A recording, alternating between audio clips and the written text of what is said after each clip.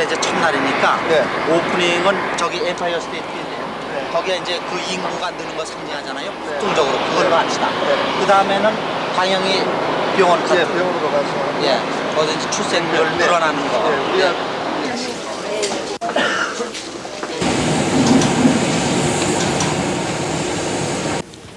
저희들은 지금 세계의 심장이라는 뉴욕의 한가운데 와 있습니다. 그리고 그 뉴욕에서도 가장 높은 빌딩 중에 하나인 엠파이어 스테이트 빌딩 마철루의 꼭대기에 와 있습니다.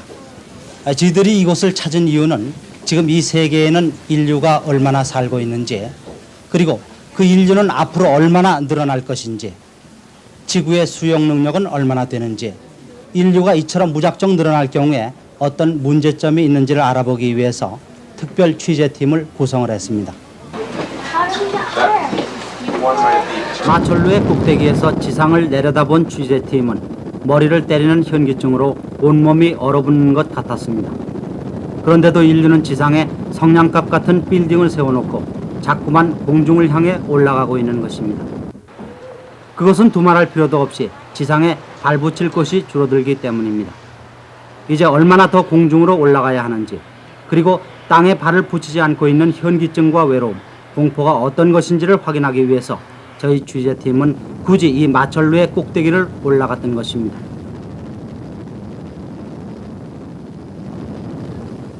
Two people, three people que en vez de sentar que yo watch. That's the winner de re.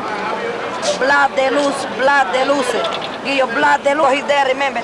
Sometimes I got 200, 300. 마철루를 내려온 취재팀은 마철루 입구의 번화가에서 야바위꾼부터 부딪혔습니다.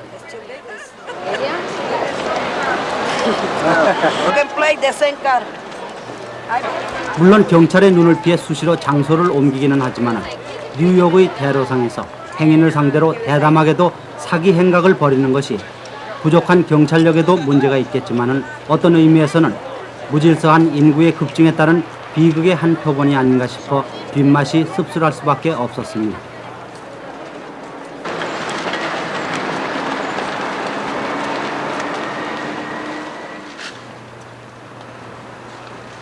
해가 서쪽에 걸릴 무렵 우리가 찾은 곳은 유엔에서도 가장 활발한 활동을 벌이고 있는 유엔 인구활동기금이었습니다. 이 기구의 총재인 살라스 박사는 석학으로 우리나라도 방문한 바 있는 유엔의 실력자였습니다. Actually, we leave it to each country to decide the policies which they feel is proper for the solution of their population problems. But it is a 유엔이 fact that 조사한 by the year 통계로는 2000, 세계 there will be 현재 인구는 about 45억이며 2 people in 2000년에는 62억이 넘을 전망입니다. 1.5 billion 현재 세계에서는 1분마다 223명의 아기가 태어나 사망률을 제한다 하더라도 1초마다 2.3명, 1분마다 135명, 하루에는 19만 5천 명씩 불어나고 있습니다. 지구에는 이미 적신호가 울렸고 이대로 간다면 2000년 안에 재앙기가 옵니다. 그러면 지구가 안고 있는 문제는 무엇이고 예상되는 재앙은 어떤 것입니까? 오늘의 지구 문제를 남북의 문제라고 부르고 있지만 선진국과 후진국이 서로 다른 문제들로 앓고 있습니다.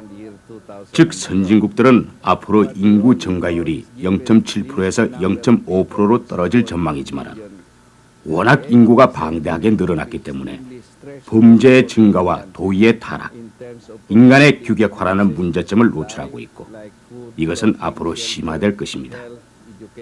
그리고 아시아와 아프리카 등 후진국들은 보건과 교육, 주거에도 문제가 있지만 식량의 부족과 식수의 부족, 에너지 부족 등으로 생존 자체를 위협받고 있습니다. For this number of people. 살라스 박사의 설명으로는 기원전부터 프랑스 혁명이 일어날 때까지 1800년 동안 2억의 인구가 9억으로 완만한 증가 추세를 보였으나 1830년부터 증가의 리듬이 빨라져서 95년 뒤인 1925년에는 10억이 20억으로 37년 뒤인 1962년에는 20억이 30억으로 13년 뒤인 1975년에는 30억이 40억으로 그리고 다시 6년 뒤인 작년에는 40억이 45억으로 뛰었으며 이제는 아무리 출산율을 낮춘다 하더라도 이미 바탕이 되는 기본 인구가 많아서 인구의 폭발 위기를 맞게 될 수밖에 없다는 것이었습니다. 그에 비해서 살아야 할 땅은 한정이 되어 있고 식량 정산도 인구 증가에는 따르지 못해 필연적으로 재앙기를 맞게 되며 오늘날 국가 간의 인구 이동이 심한 것도 그 때문이라는 설명이었습니다. 취재팀은 우선 살라스 박사가 말한 선진국에 있어서의 문제부터 알아보기 위해 세계의 축소판이라는 뉴욕의 인구 증가 추세를 확인하기로 했습니다.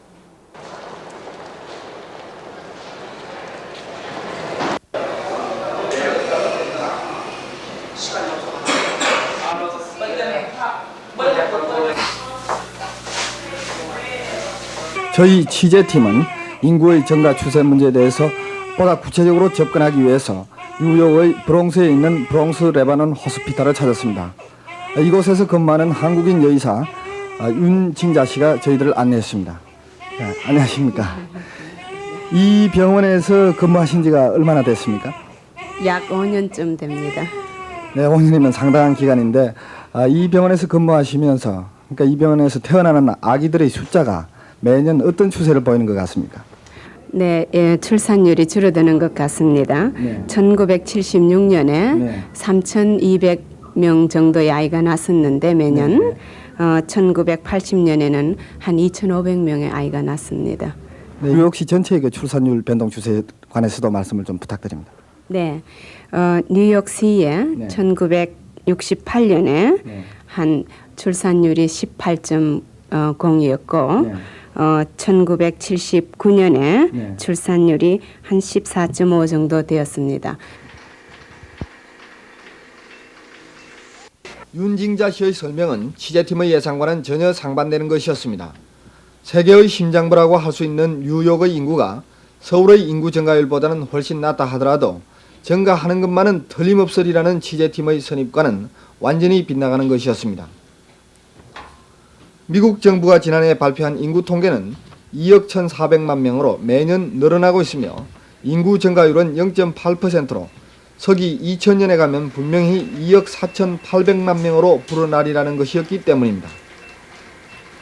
미국의 인구는 늘고 있는데 뉴욕의 인구는 준다는 이 재미있는 현상에 대해 저희 취재팀은 많은 의아심을 느꼈지만 우리는 곧 그것이 인구의 폭증 후에 오는 도시의 비대화와 설렘화 등 과밀 도시가 갖는 심각한 병리 현상의 결과라는 것을 알 수 있었습니다.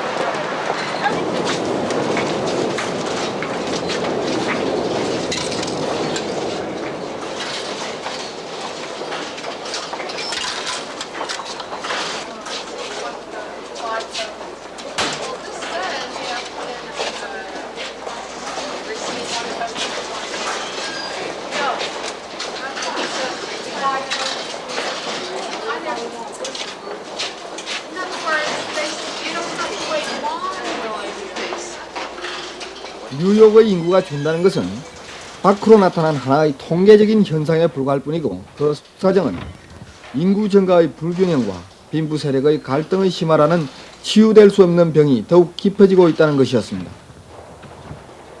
즉 뉴욕에 있어 백인들의 인구 증가율은 크게 둔화되고 있지만 흑인들의 인구 증가는 무절제할 만큼 폭발적인 것이었습니다. 아기를 많이 낳으면 낳을수록 사회복지연금의 혜택을 더 받을 수 있다는 점과 뉴욕에 자신들의 세력을 확장해 나가야 하겠다는 심리적인 요인이 그 주된 원인이었던 것입니다.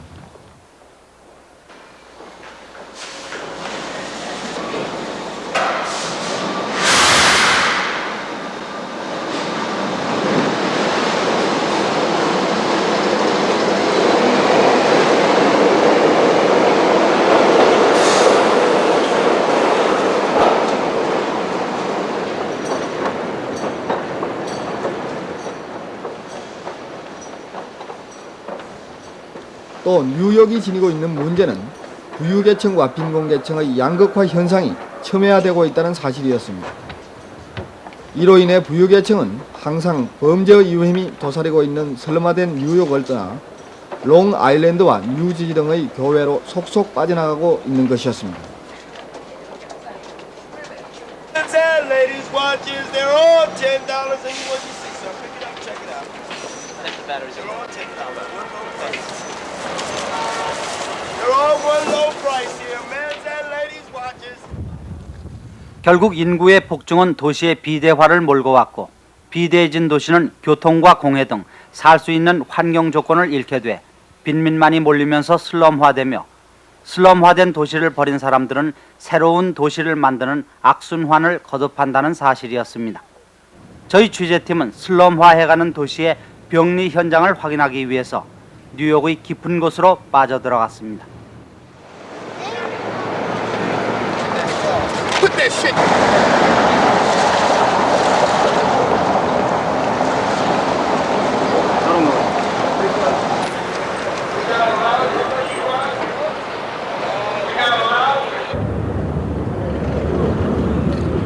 제가 지금 서 있는 이곳은 뉴욕의 흑인 빈민가로 유명한 할렘입니다. 뉴욕 맨하탄의 북쪽에 위치한 이곳 할렘은 빈곤과 범죄를 상징하는 대표적인 장소로서 대낮에도 살인과 강도 등 갖가지 강력 사건이 꼬리를 물고 일어나는 곳입니다. 특히 이곳 할렘에서는 정신 이상의 젊은 흑인들이 예기치 않은 행동을 벌임으로써 백인들이 감히 접근을 하지 못한 것이며 얼마 전 NHK 특별 취재팀이 이곳에 취재를 왔다가 2명이 실종된 것은 너무나 잘 알려진 사실입니다. 따라서 저희 취재진도 지금 생명의 위협을 느끼면서 바로 이 자리에 서 있습니다. 할렘은 또 마약의 밀매 장소로서 하룻밤 거래되는 마약의 액수가 200~300만 불을 넘고 있어 치안의 부재를 실증하는 그런 곳이기도 합니다. 이곳 할렘에 거주하는 주민 전원이 빈민 흑인이고 따라서 출생률도 극히 높아 한 가구 평균 10명이 넘는 자녀를 가졌다는 것도 특징이라 하겠습니다. 따라서 인류의 미래에 대해서 비관적인 견해를 갖고 있는 사람들은 이곳 할렘이 미래를 상징하는 곳이 아닌가 그렇게 보는 견해들도 있습니다.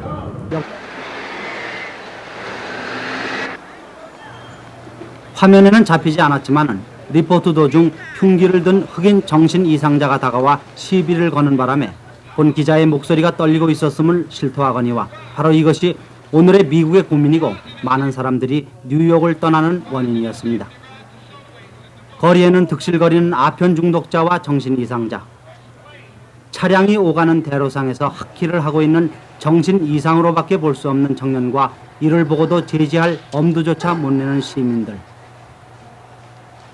강력 사건이 일어나면 우선 자신의 안전을 위해서 범인을 도망부터 시키는 경찰관들. 호텔과 같은 감옥이 더욱 편하지만은 그나마 만원이어서 들어갈 수 없다고 불평하는 흑인들. 보험금을 타내기 위해 방화된 건물들이 그대로 방치된 할렘을 저희 KBS 특별 취재팀이 생명의 위협을 느끼면서 최초로 공개하지만은 이것이 바로 살라스 박사가 말한 인구의 증가에 따른 선진국의 병이며 인구의 증가가 곧 파괴라는 것을 실감할 수 있는 장면이었습니다. 흑인들의 포효에 가까운 분노의 배경에는 또 다른 원인이 있다는 것을 우리는 모르는 바 아니지만 결국은 무책임한 인구의 증가에서 큰 원인이 있었던 것이며 선진국이라는 미국에서부터 보여준 이 같은 도의의 타락, 정신의 황폐화야말로 내일을 예측할 수 없게 만드는 요인이었던 것입니다.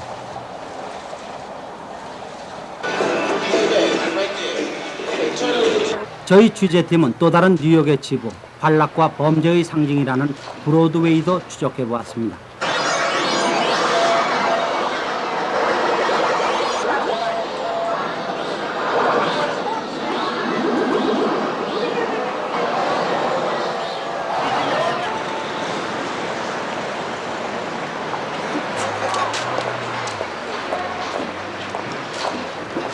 거리에서는 휴지가 흩날리고 흉기를 든 일촉즉발의 범죄인들이 먹이를 노리듯 행인들을 노려보는 것이 바로 뉴욕의 활락가이면서 최대 우범지대인 브로드웨이였습니다.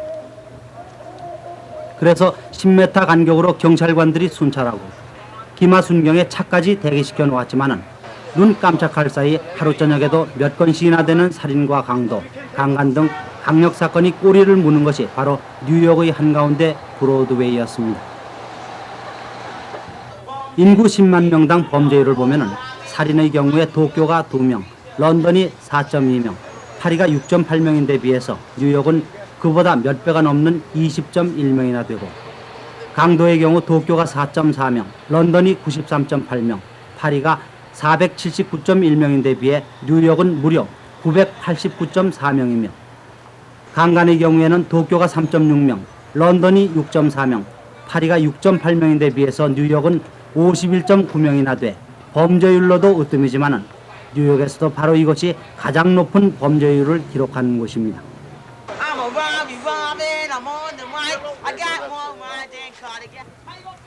한마디로 범죄의 도시, 748만 명이 산다는 뉴욕을 단적으로 상징하는 이곳은 선진국의 오늘의 문제를 가장 심각하게 노출하고 있었습니다.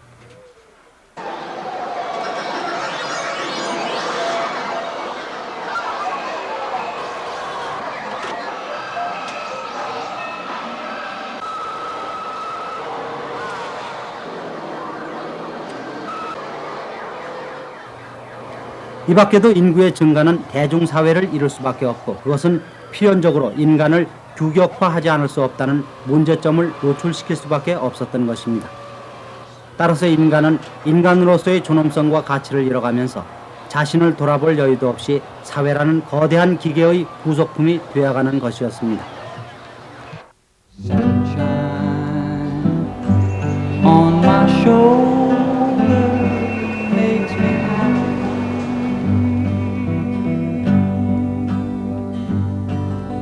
Sunshine in my eyes can make me cry. 어두움이 있으면 밝음이 있듯 저희 취재팀이 지금까지 추적한 어두움만이 최고 선진국이라는 미국의 전부일 수는 물론 없습니다.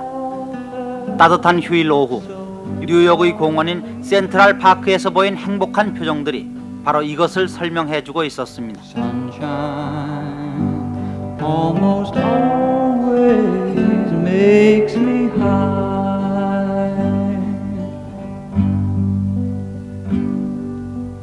If I had a day that I could give you, I'd give you.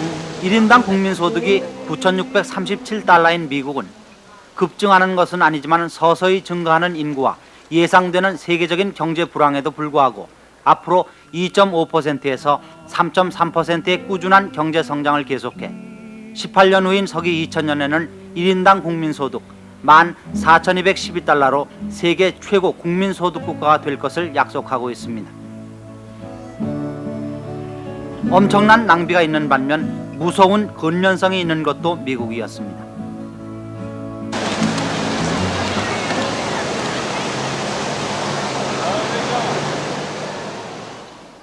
그러나 얼핏 행복해 보이는 그들의 표정에서 물질의 풍요만으로는 만족할 수 없다는 그늘이 느껴지는 이유는 무엇이겠습니까?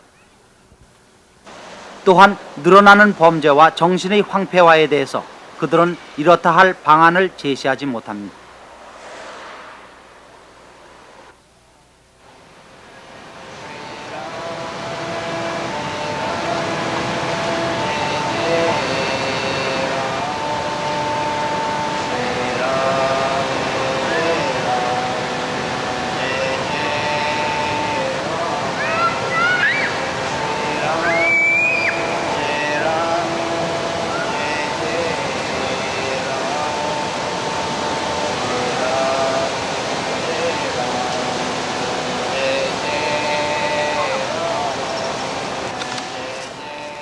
어떻게 보면은 센트럴 파크에서 만난 이 도인의 달관만이 병들어 가고 있는 미국인들의 정신을 치료해 줄지도 모를 일이었습니다.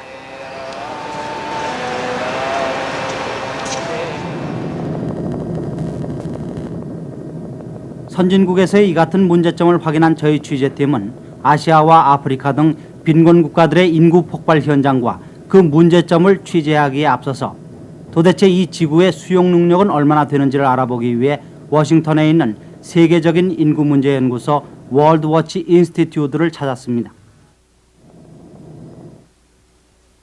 What is the capacity of the world to sustain a human life? 여러 가지 견해가 있습니다만 저희 연구소의 레스터 브라운 소장은 60억 정도라고 보고 있습니다. 따라서 60억을 초과하면 어려워지며 그 기간은 길어야 20년에서 25년 정도입니다. 그 사이에 대책을 세워야만 합니다. 유엔에서는 100억 정도에서 인구 증가가 멈추리라고 보는 것 같습니다. 결국은 인구 증가를 막아야 한다는 말씀인데 어떻게 이 문제를 해결해야 되겠습니까? 성공 사례를 들어보죠. 바로 한국에서 각 마을에 조직된 부녀회가 그것입니다. 이 부녀회는 인구 증가를 억제하는 데에만 신경을 쓰는 것이 아니고 각 가족 또는 한 마을의 인구의 적정선까지도 서로 의논해 정하고 있습니다. 이런 움직임은 한국에서 성공을 거두고 있고 인도네시아, 자유중국에서도 성공한 바 있습니다. 이런 경험을 통해 크게 배워야 할 것이 바로 서남아시아 일부 국가와 아프리카 그리고 라틴 아메리카 등입니다. 즉, 한 마을, 한 지역에서의 복지를 위해 상호 간의 순수한 압력을 통해 인구 증가를 억제하다가 나중에는 정지 상태로 가져가는 것입니다.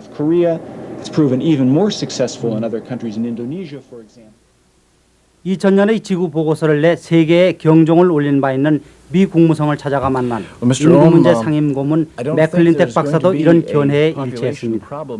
즉 앞으로 이루어지는 인구 증가의 90%가 바로 인도와 방글라데시, 파키스탄 등 아시아 일부 국가와 아프리카이며 이들 나라에서 문제가 해결되지 않는 한 지구는 불안해진다는 것이었습니다. 이미 경제 성장을 이룩한 한국과 미국, 일본, 유럽 여러 나라들은 인구에 있어 그다지 큰 문제가 없으리라고 봅니다. 그러나 아프리카, 라틴 아메리카, 아시아 여러 나라 가운데 특히 인구 증가가 현저한 나라가 큰 문제입니다. 그런 나라에서는 지금 태어난 아기가 2000년이 되면 임신이 가능한 연령에 도달하게 되니 그게 문제입니다.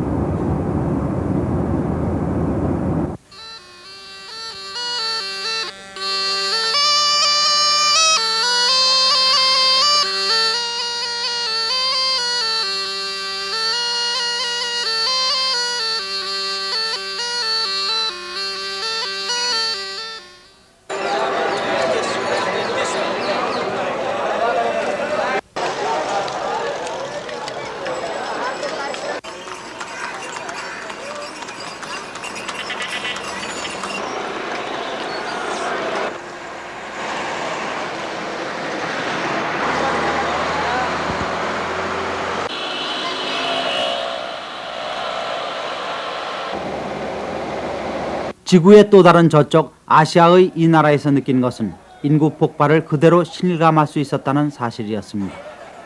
도대체 어째서 어떻게 저 많은 사람들이 모여있고 또 살아갈 수 있을 것인지, 그들이 살고 있는 집은 어디며 식량은 과연 충분한지, 그리고 저렇게 불결한 환경에서는 어떤 질병이 창궐하고 교육은 어떻게 받고 있는가 하는 물음들이 어이없는 환경 앞에서 닫혀지고 말았습니다.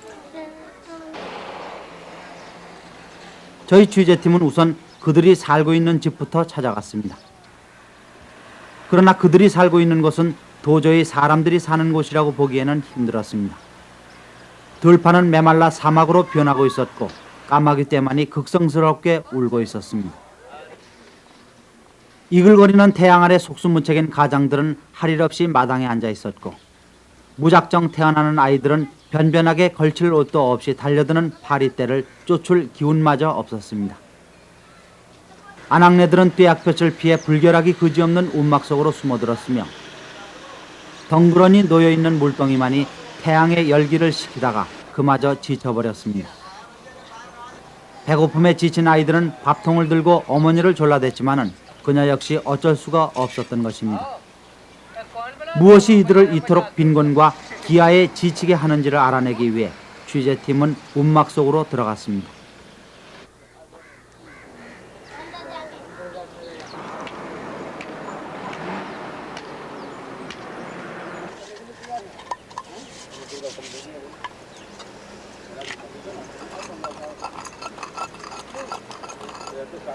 저희 취재팀은 인도의 폭발적인 인구 증가 현상을 취재하기 위해서 올드델리 근교에 있는 한 가정집을 찾았습니다.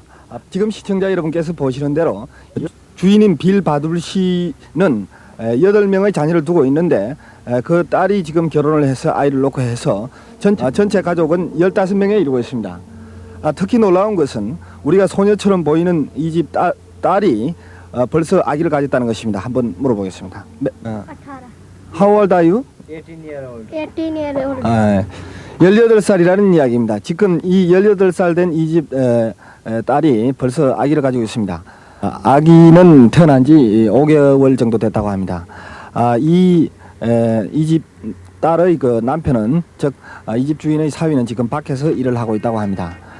이와 같이 그 움막과 같은 조그마한 가정에 15명의 식구가 기거를 하고 있는데 인도의 대부분의 극빈 가정은 모두 14명에서 20명까지 가족이 지금 대가족이 함께 살고 있다고 합니다. 그렇다면 인도에서 왜 이와 같이 인구가 계속 늘고 있는가? 그 원인에 대해서는 여러 가지 분석이 있습니다만은 일반적으로 문맹률이 70%나 된다는데 그 원인을 들고 있습니다. 즉 10명 중에서 7명이 글을 쓸 줄도 모르고 볼 줄도 모르기 때문에, 한마디로 말해서 무지하기 때문에 정부의 산하 제한 정책이 제대로 먹혀 들어가지 않고 있기 때문입니다. 두 번째 이유를 든다면 절대 빈곤을 들 수 있겠습니다. 하루 3끼를 걱정하는 입장이기 때문에 자기들의 그 가족 계획을 세운다든지 먼 미래를 내다보고 어떤 계획성 있게 생활을 해 나가는 것이 아니고 그때그때 되는 대로 생활해 나가기 때문에 인구는 계속 폭발적으로 늘어나고 있는 것입니다.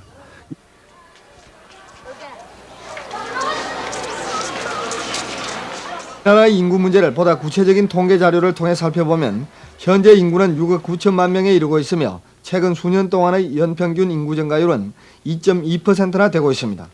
인구의 폭증에 경제 개발이 뒤따르지 못해 절대 빈곤 선상에서 하루 3끼를 걱정하는 사람의 숫자가 정부가 밝힌 통계로도 48%나 되고 있습니다. 이 나라의 1인당 국민소득은 지난 1970년에는 94달러에 불과했고 경제개발계획의 추진으로 75년에는 136달러, 그리고 지금은 약 180달러로 다소 늘어나고는 있지만 아직도 최저생계비 수준에 육박하기에는 너무나 요원한 실정에 있습니다. 인구가 많고 가난한 관계로 대다수의 주민들이 의료 혜택과도 매우 거리가 먼 상태에 있는데 의사 한 사람당 인구수가 3,961명이고 한 병상당 인구수는 1,465명으로 선진국과는 그 숫자를 비교조차 할 수 없는 실정에 있습니다. 지금의 문제도 문제지만 이러한 상태가 무작정 계속된다면 이곳의 장래는 절대절명의 극한 상황을 맞을 것으로 보입니다. 미 국무성의 통계는 앞으로 18년 후인 서기 2000년에 이 나라의 인구는 10억 2,100만 명에 이를 것으로 전망하고 있습니다. 그러한 통계도 연평균 인구 증가율을 2% 정도로 아주 낮춰서 볼 때 그렇다는 것입니다. 획기적인 긴급 처방이 강구되지 않은 한 도저히 수습할 수 없는 위기에 봉착할 것이 명약관화한 인구 증가 현장, 이것을 소개하는 취재팀의 입장은 매우 고충스러운 것이었습니다.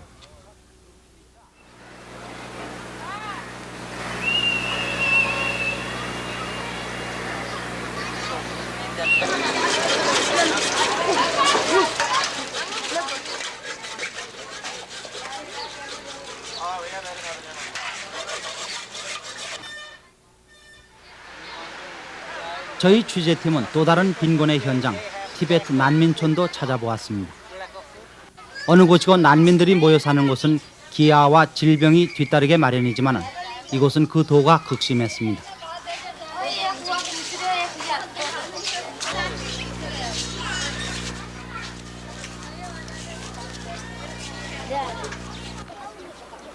무작정 태어나는 아이들은 제대로 교육도 받지 못한 채 골목을 메우고 있었고, 그래서 카메라가 마냥 신기한 듯 취재팀 곁을 떠나지 않았습니다.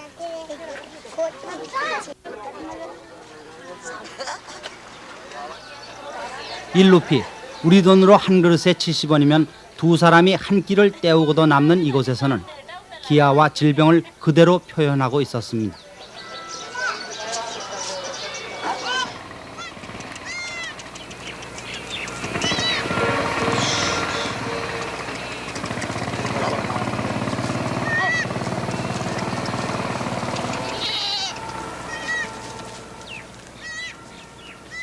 이런 현상은 서남아시아 어디를 가나 마찬가지였습니다.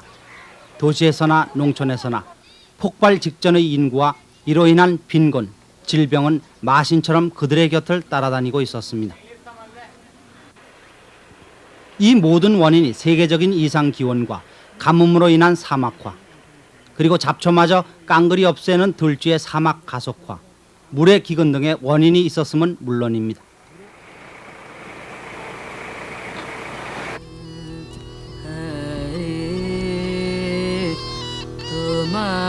그러나 더 깊은 곳에는 그들의 내세관의 뿌리를 내리고 있었습니다. 즉 그들은 태어날 때부터 힌두이며 삶 자체도 영원한 윤회의 한 과정이라고 보기 때문에 보다 나은 내세를 기대하면서 현세에서는 아무런 욕심을 부리지 않는다는 것이 기본이었습니다.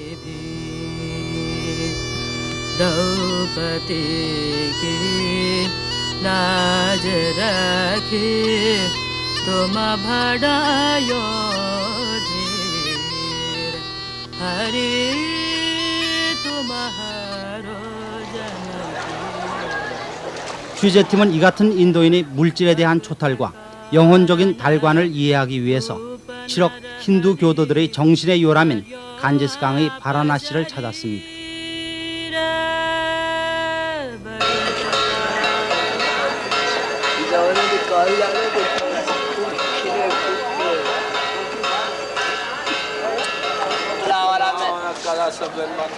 काला सफेद देखा पीला ओढ़ ले आवाला लाल हाँ कोड वाला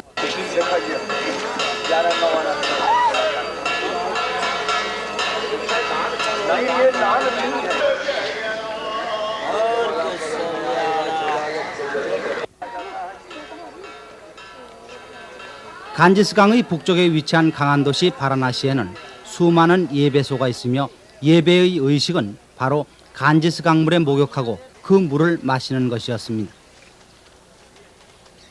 이들이 간지스 강물에 목욕하고 그 물을 마시는 이유는 힌두교 최대의 신인 시바가 고행 중 머리에서 흘린 땀으로 이루어진 것이 바로 간지스 강물이며 이 강물에 접해야만 평생의 업이 사해지고 해탈의 길에 빨리 이른다고 믿기 때문이었습니다. 따라서 힌두 교도인 인도인들은 죽음에 임박할 때 자식의 등에 업혀 바라나시를 찾는 것이 소원이고 그 원을 푼 다음에는 조용히 죽음을 기다리는 것입니다. 이것이 종족도 틀리고 언어도 틀린 7억 인도인을 오직 하나로 묶는 끈이었습니다. 그래서 바라나시에는 현세의 고통을 가장 많이 짊어졌다는 나병 환자들과 거지들이 득실거릴 수밖에 없고 이들과 함께 스스럼 없이 목욕하고 물을 마시며 죽음이 찾아오면 화장한 뒤 그 재를 강물에 뿌리는 과정이 기원전 3세기부터 2300년이 지난 지금까지 이어져 오고 있는 것입니다. 이렇게 죽음을 기다리는 사람들에게 안식과 구원을 주기 위해서 죽음의 집을 지어놓고 치료한 것이 테레사 수녀이며 그녀에게 노벨 평화상을 안겨준 것도 바로 이것이었습니다. 이곳의 질병 창궐의 한 원인이 굳이 간지스강의 불결함에 있다고는 말하지 않는다 하더라도 이 같은 내세관과 빈곤에 대한 초탈은 분명 정신적인 면에서 그들에게 안락을 가져다 줄지 모릅니다. 그러나 가정의 애욕 생활도 종교의 한 과정이라고 보는 그들에게 있어서 무분별한 출산은 분명 세계에 문제를 던지고 있는 것이며 금세기를 인류의 종말기라고 믿는 그들의 방관자적인 현세관은 오늘의 세계가 직면한 문제들을 가속화하고 있었습니다.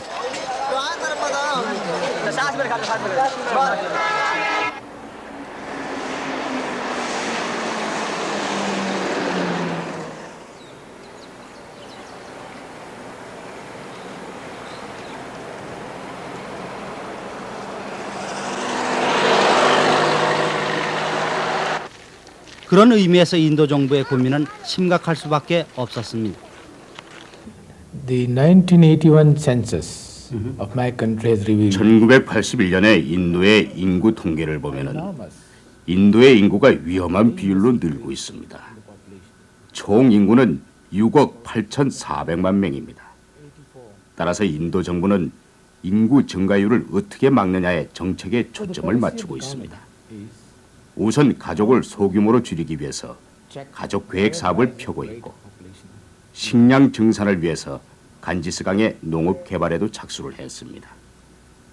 그리고 이것을 어디까지나 국민의 자발적인 운동이 되도록 정부가 적극적으로 유도를 하지만은 종족과 언어, 교파가 틀린 현실 아래서 어려운 것이 사실입니다. 그러나 인구의 폭증을 막아야 되겠다는 자각이 인도의 지도층으로부터 일어나고 있습니다. 이것은 살아남기 위한 자각입니다. Our attempt is to convince our people that a small family now is the basic requirement for a happy family.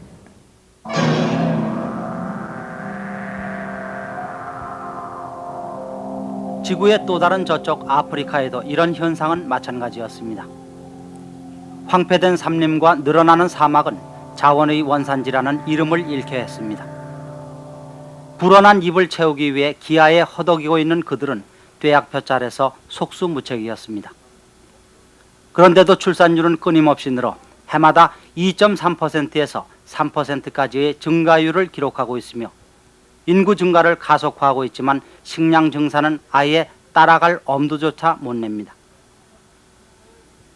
3억 9,900만 명이 살고 있는 아프리카 대륙은 18년 후인 서기 2000년에 지금의 2배 반이 넘는 8억 1,400만 명으로 불어나 빈곤과 기아는 극에 달할 것이라는 전망입니다. 그래서 많은 학자들은 이 같은 지역들에 있어서의 배고픔에 지친 젊은 세대들, 그들이 예측하기 어려운 행동에 불안해하고 있는 것입니다.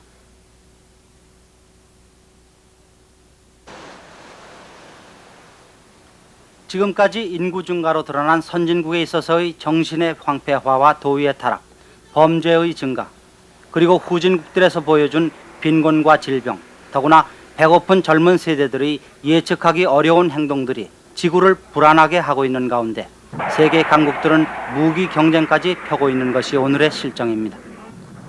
강자가 약자를 지배할 수밖에 없는 현실을 우리는 취재 과정을 통해 뼈저리게 느꼈습니다. 인도와 이스라엘까지 원자탄을 개발하고 있는 것이 바로 그런 이유입니다. 그러나 이 같은 강대국들의 무기는 어느덧 지구를 25번이나 파괴하고도 남을 지경에까지 이르렀습니다. 인류가 지구상의 낙원을 건설하기 위해 집을 짓기 시작한 지 40~50만 년이 흐른 지금 수만 세대를 거쳐오면서 이어받은 이 화려한 꿈을 순식간에 파괴해버릴지도 모르는 핵전쟁은 과연 일어날 가능성이 있는 것일까요? There is a constant build-up of nuclear weapons around the world, both in the 그동안 미국과 소련은 핵무기를 증강해 왔습니다. 제가 보기엔 핵무기를 사용해 큰 전쟁을 일으키는 데에 대한 타당성을 인정할 진영은 없으리라고 봅니다. 무장량이 너무도 크기에 그런 걸 시도할 경우 온 세계 또는 최소한 당사국은 파멸할 것이기 때문이죠.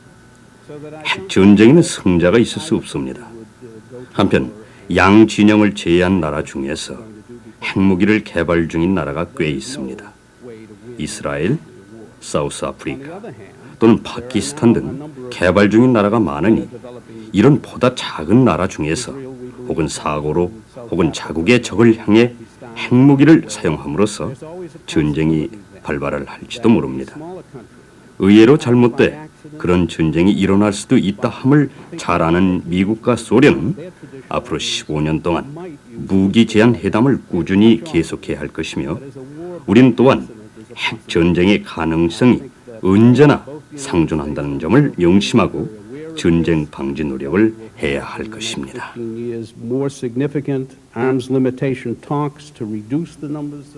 Inflation is going and where the economy has it, we have to change it drastically. So by then it should be paradise. 취재팀이 미국을 들렀을 때 미래의 식품 포장을 전시하는 전시장에서 만났던 이 쇼고르의 말이 다소 신뢰감을 불러일으키는 데는 적합한 예가 되지 않을지 모르지만은 그러나 이 같은 인구의 폭증과 지구의 불안한 미래에 대해서 대수로운 일이 아니라고 낙관하는 사람들도 많습니다. 70년대 초 미국의 미래학자 허만 칸도 그랬습니다. 즉 지구상에는 인구가 늘어날 여지가 많고 인구라는 것은 신의 섭리에 의해서 자동적으로 조절될 수 있다는 것이 그것입니다. 시대가 흐르면 인구가 늘지만 그에 따라 식량도 증산되고 과학 문명의 발달로 새로운 에너지도 개발되며 사람들이 쓸 상품도 확보된다는 것이 그것입니다. 그러나 이 같은 주장들은 어딘가 확실함이 없는 안일한 기대에 근거를 둔 것 같습니다. 실제로 허만 칸의 꿈에 부풀은 예언에 들떠 있었던 1972년 로마 클럽이 세계의 불안한 내일을 미리 내다보고 성장의 한계라는 보고서를 냈을 때 세계는 외면했지만 2년도 안 돼서 이 보고는 적중하고 말았습니다.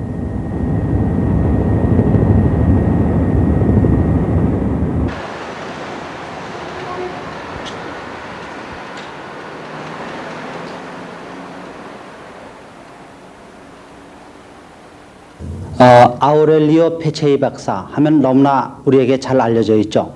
바로 로마 클럽 회장이시고 석학이십니다. 그리고 인류의 미래에 대해서 가장 날카롭고 명석한 그런 견해를 제시하는 분입니다. 우리가 이태리를 찾은 것도 바로 이분과 인터뷰하기 위해서 여기를 찾았고 또 그 바쁜 가운데 우리와 인터뷰할 수 있는 것도 큰 영광이라고 생각합니다. 그럼 페체이 박사께 먼저 인류의 미래에 대한 견해를 한번 여쭤보겠습니다. According to your book, 박사의 저서와 로마 클럽 보고서에 따르면 인류의 장래가 어두운 것으로 전망이 되는데 지구가 당면한 문제는 어떤 것들이고 또 어떤 문제들이 예상이 됩니까? Well, between now and the year 2000, many of present-day problems will grow bigger. 현재와 2000년 사이의 여러 문제가 보다 커지고 복합성을 띠게 되리라는 전망이며 이미 다루기 힘든 상태입니다. 현재의 경향이 지속된다면 상황은 손을 쓰기 어렵게 될지도 모릅니다. 여러 문제가 가로놓여 있는 실정이지만 그중 가장 중요성을 띈 문제가 있다면 역시 세계 인구의 극심한 증가라고 할 수가 있겠습니다. 지금과 2000년 사이에 생길 인구의 증가는 꽤 큰 것이어서 수로 따질 때 수백만 년을 두고 증가한 인구와 맞먹는 숫자가 될 것입니다. 그리고 또 하나의 커다란 문제는 인간이 무기고에 축적해온 파괴력이 되겠습니다. 극동에 계신 여러분은 양대 강국의 파괴력은 이미 히로시마에 투하된 원폭의 100만 배가 된다 함을 알아야 할 겁니다. 몇 시간 내, 아니 몇 분 내 지구상의 인류가 멸망을 당할지도 모릅니다. 인간 못지않게 파괴가 큰 영향을 미치는 게 있다면 자연 파괴를 들 수가 있습니다. 이미 인간의 생활을 지탱해주는 4대 생물계 중 첫째로 대양의 어족, 목초지, 또한 농업용 토양 등이 2000년이 되면 참을 수가 없을 정도가 될 것 같고 그 외에도 문제가 많습니다. 그 해결책은 무엇이 되겠습니까? There are thousands of things to be done everywhere. 잘 해결해야 할 일이 수천 분야에 걸쳐서 수천 가지가 있습니다. 따라서 한마디로 뭘 해야겠다고 말을 하긴 어렵습니다. 그러나 우리가 해야 할 기본적인 것은 분명히 있습니다. 우선 해야 할 일은 동서진영 사이에 감돌고 있는 긴장의 완화입니다. 우리는 우리가 과거에 겪은 그런 전쟁을 다시 겪을 수 있는 준비가 돼 있지가 않습니다. 그런 전쟁이 재발을 한다면 속도가 빠르며 규모가 클 것입니다. 우리는 우리의 조상이 살던 세상과는 많이 달라진 세상에 살고 있습니다. 그러나 우리는 지식을 활용하고 축적된 방대한 정보, 기술, 경험, 기계, 자본 등을 잘 이용을 한다면 빠져나갈 수도 있습니다. 따라서 우리가 하기에 따라서는 2000년이 암흑의 해가 될 수도 있고 오히려 지금보다는 훨씬 더 소망스러운 해가 될 수도 있겠습니다. 우리에게 달렸고 한국 여러분께 달렸고 우리 이태리인에게 달렸고 모든 세계인에 달려 있으니까 우리 모두 좋은 방향을 찾아서 살아가야 한다고 생각을 합니다.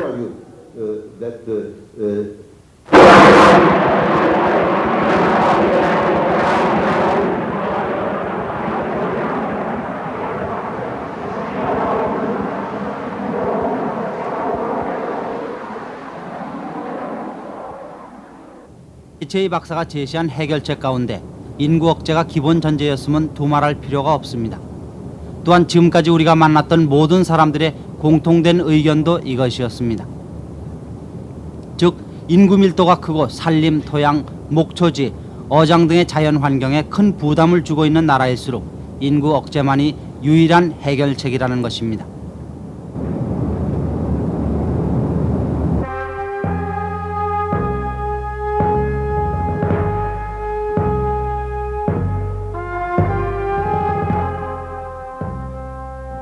저희들은 지금까지 인구의 폭증과 인구의 폭증으로 일어나는 문제들, 정신의 황폐화와 범죄의 증가, 빈곤과 기아, 질병 등을 집중적으로 알아보고 그 대책으로서 인구의 억제만이 유일한 해결책이었음을 제시하였습니다마는 그 같은 결론에 이를 수밖에 없는 배경으로서 더욱 큰 숙제들이 있음을 말씀드리지 않을 수 없습니다.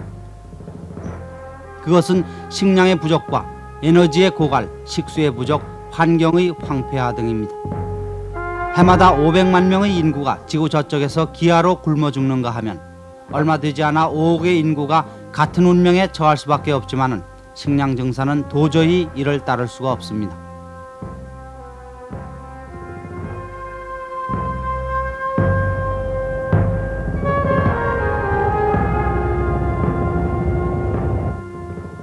인류의 주종 에너지원인 석유는 앞으로 10년 후 최대 생산 능력에 접근했다가 곧 바닥을 드러낼 수밖에 없습니다.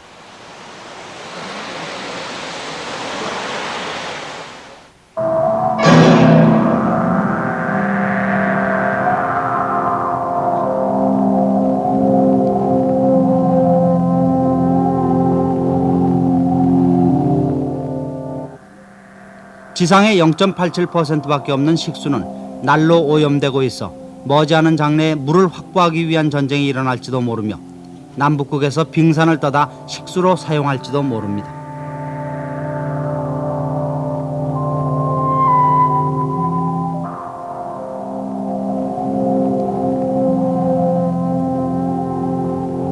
해마다 캘리포니아주 반만한 크기가 사막으로 변하고 있지만은 인간은 그것을 느끼지 못합니다. 저희들이 다음 시간부터 집중적으로 캐볼 이 같은 인류의 영원한 숙제들이 해결되지 않는 한, 그리고 그 한 대책으로서 인구 폭증이 줄어들지 않는 한 지구는 불행한 날을 맞게 될지도 모릅니다.